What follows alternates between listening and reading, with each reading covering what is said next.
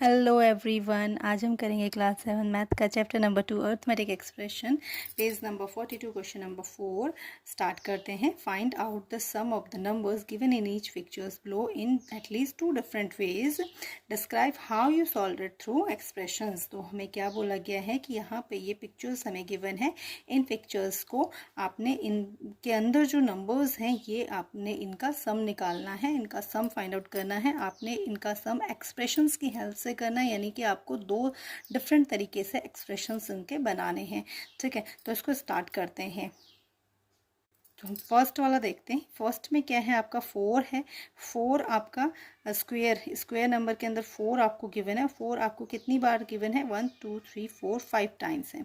तो 5 बार 4 लिखा हुआ है, तो हम उसको कैसे लिख सकते हैं, 5 × 4। ठीक है, और 8 कितनी बार है, 1 2 3 4। तो 8 कितनी बार आ गया, 4 4 बार आ गया। तो 4 × 8 हम इसको लिख सकते हैं। तो एक्सप्रेशन हमारे कैसे बनेंगे वो देखते हैं। ठीक है, तो जो हमारा 4 था वो कितनी बार था, 4 था आपका 5 टाइम्स। तो हम क्या लिखेंगे, 4 कितनी टाइम्स था, 5 टाइम्स था। और प्लस 8 आपका कितनी टाइम्स था, 4 टाइम्स था। तो हम क्या लिखेंगे, आपका 8 जो था वो कितने टाइम्स था, 4 टाइम्स था।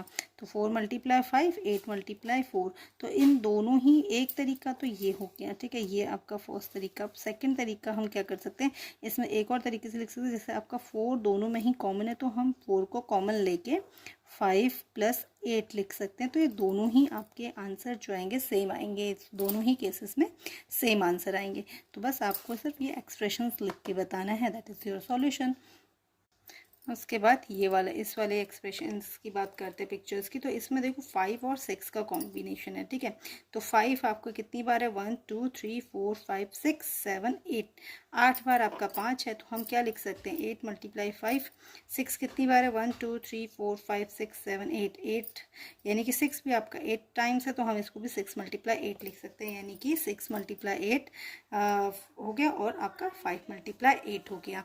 तो हम इसको इस तरह से लिखेंगे, 6 × 8 + 5 × 8। ये एक तरीका तो ये हो गया। और देखो दोनों का ही, और एक तरीका ये है कि दोनों में ही आपके 8 कॉमन है, तो हम 8 बाहर निकाल सकते हैं। 6 + 5 इस तरह से लिख सकते हैं। दोनों ही केसेस में आपका जो आंसर है वो हम सेम आएगा। ठीक है, जैसे 8 यहाँ पे 6 8 = 48 होता है, और यहाँ पे 8 5 = 40 होता है। तो 48 प्लस करेंगे आपका 88 हो जाएगा। और यहाँ पे 6 + 5 कितना होता है आपका, 11 11 11 8 ये 11 हो गया, × 8 11 8 88। तो दोनों ही केसेस